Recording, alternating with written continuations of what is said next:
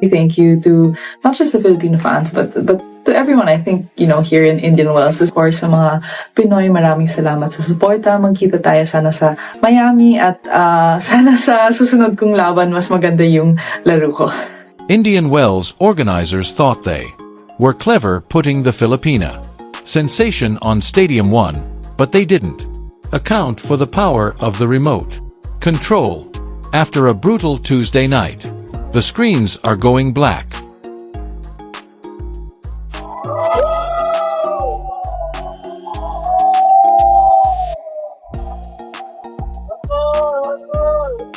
From every single person with an internet connection in the Philippines and the entire diaspora, the WTA is reportedly in a state of absolute shock, which is executive speak for, we forgot that one player was carrying our entire 2026 Q1 engagement on her back.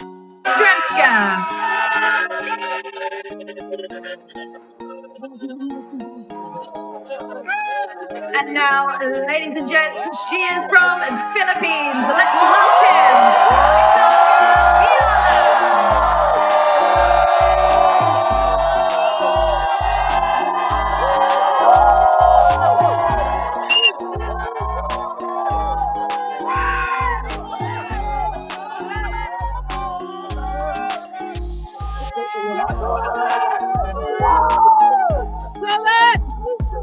Let's talk about the slaughter that took place on Stadium 1. Our superstar, Alexandra Eala, went up against world number 14 Linda Noskova. Now the organizers were so proud of themselves. They gave Eala priority. They put her in the 16,100 capacity Stadium 1, the second largest tennis-specific stadium on the planet. They even bumped American favorite Amanda Anisimova over to Stadium 2 just to accommodate the Eala hype.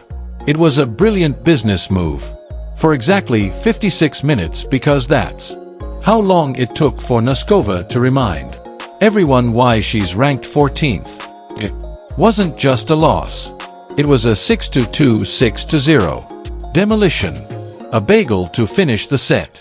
Really, Noskova was out there playing like she had a flight to catch.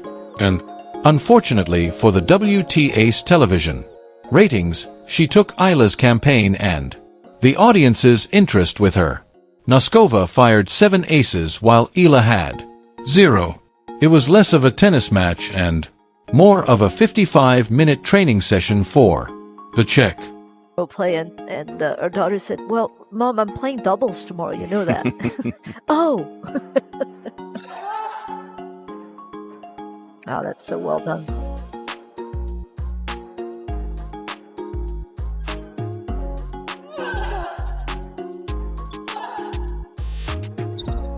It doesn't look like Noskova is going to let up. No.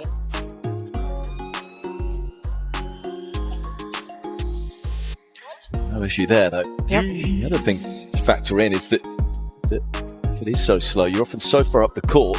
Feel such an idiot when you can't return that serve. Oh, no issue returning that serve from Noskova.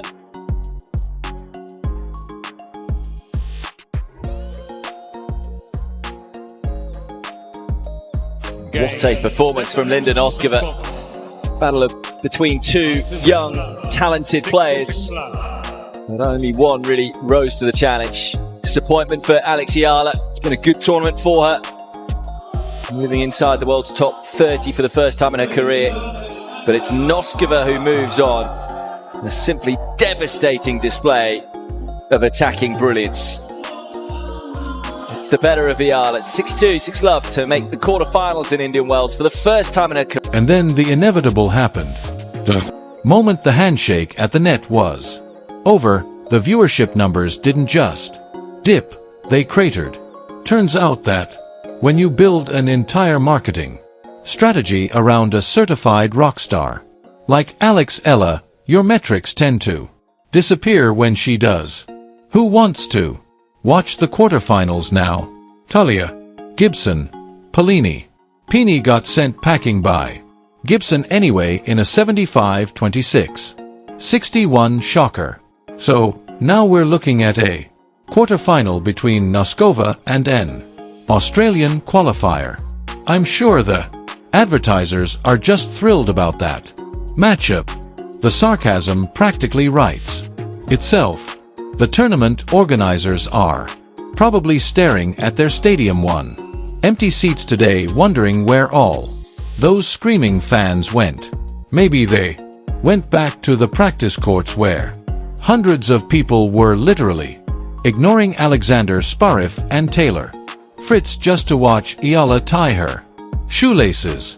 Let's look at the other big match that happened. World number 1.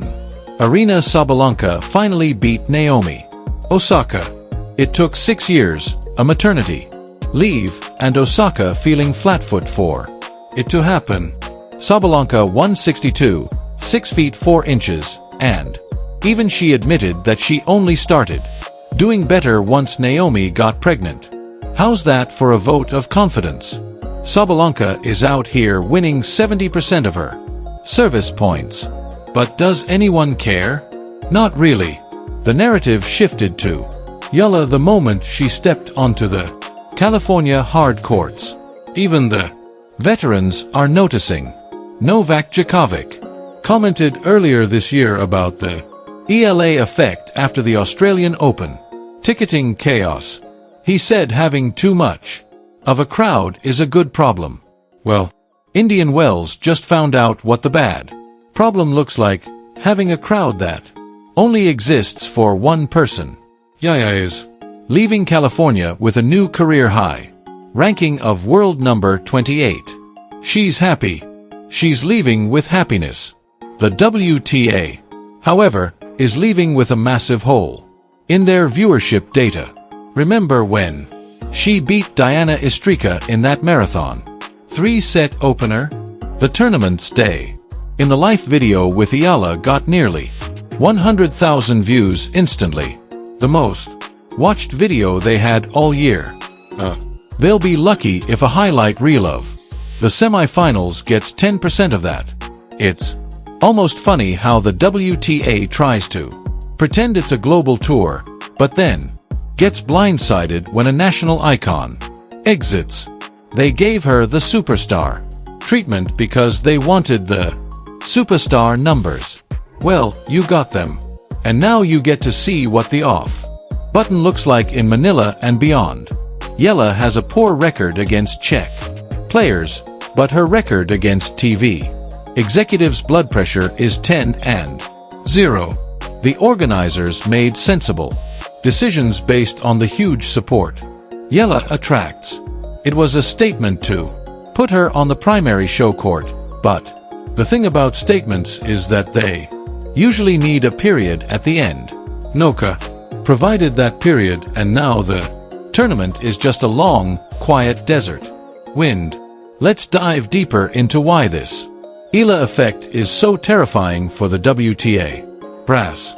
When you look at the YouTube analytics for the BNP Paribas Open channel, it's a graveyard of 2,000 view highlight clips. Then you hit the Eala videos and suddenly it looks like a Mr. Beast upload. We are talking about 94,000 views on a day in the live video, while actual Grand Slam champions are struggling to break 5 digits. The marketing team essentially leaned into this, putting Eala's face on the class of 2026 Instagram. The casual audience moves on to the next viral moment. Meanwhile, we're left with the logic of the draw. Sabalenka is dominating. Mboko is the new Canadian team to watch, and Talia Gibson is making history as the first qualifier in 11 years to reach the quarters. On paper, it's a great story. In reality, it doesn't have the juice. The WTA is finding out the hard way that you can't manufacture the kind of organic, nationalistic fervor that I brings. And let's be honest about the match itself. Nothing clicked. Eala herself said she couldn't find her groove. It was a tough pill to swallow for a player who has been on a meteoric rise jumping from 140 to 32 and now to 28 in a single year. But while she looks toward Miami to regroup, the Indian Wells broadcasters are looking at their plummeting graphs and wondering how to sell a Nasca Gibson quarterfinal to a global audience. The sarcasm here is that the WTA actually thought they were in control, even won a WTA title yet, pulling bigger crowds at her practice sessions than Alexander Zverev. It's almost comical. You have top 5 players walking around the grounds like ordinary tourists because everyone is busy queuing for a selfie with the world. Number 32. Tournament Director Philippe Dor admits they love every minute of it and promote it. But do they actually know how to sustain it once she's out? The numbers suggest no. When Eala was playing late-night matches on Stadium 3 earlier in the week, the lights stayed on and thousands of fans stayed in the cold just to watch her grind out 3 setters. Now, the night sessions on Stadium 1 look like a very expensive library. It's a reality check for a sport that has long struggled with star power in the post-Serena era.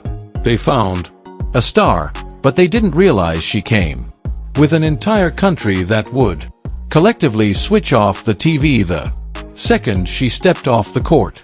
And let's talk about the learning experience. Eala says she leaves with happiness. She's $15,720 richer, about 6.3 million pesos for those keeping track at home. She's finally cracked the top 30. But for the WTA, the learning experience is much more painful. They've learned that their global reach is actually just a collection of very specific fan bases.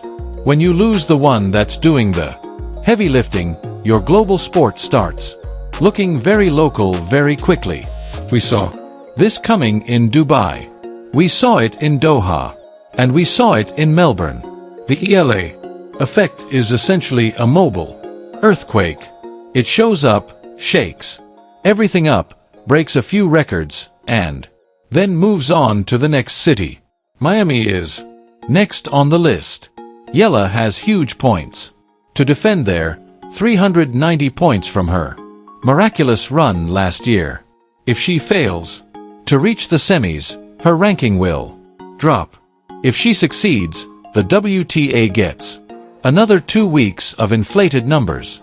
It's a high-stakes game of keep the star in the bracket. But in Indian Wells, that game is over. The tennis paradise just became a tennis purgatory for the marketing department. They played their Eala card too early and now they're holding a handful of unranked qualifiers and consistent but boring veterans. It's a masterclass in how fragile modern sports viewership really is. One player goes home and the party ends. What's the WTA's plan now? Are they going to try and convince the millions of fans who were watching EA that they should stick around to see Linda Noskova's baseline consistency? Good luck with that. Noskova is a great player, world number 14 for a reason. But she doesn't have a 100 million strong nation treating every point like a World Cup final. The irony is that the tournament organizers did everything right from a business standpoint. They prioritized her. They featured her. They marketed her. They just forgot that in professional sports, the unpredictable part is the only thing you can't control.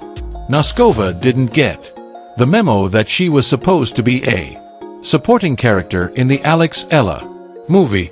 She showed up and played the villain role to perfection, delivering a clinical beatdown in under an hour. Now, the WTA is left staring at the wreckage of their viewership stats. The class of 2026 Instagram post is still there, looking slightly awkward now that the main attraction is already on a flight to Florida. It's a harsh reminder that You can build the biggest stadium in the world, but you can't force people to sit in it once the person they came to see is gone. Better luck next year, Indian Wells. Maybe next time you can pray for a draw that keeps the national treasure away from the Czech power hitters for a few more rounds. Until then, enjoy the silence. It's the sound of a million television sets being turned off at once. The desert just got a whole lot quieter, didn't it? If you think the WTA is sweating these numbers as much as I do, hit that like button right now. Don't forget to subscribe so you don't miss the next time a single player breaks an entire tournament's algorithm. Seriously, sub up. The drama is only getting started as we head toward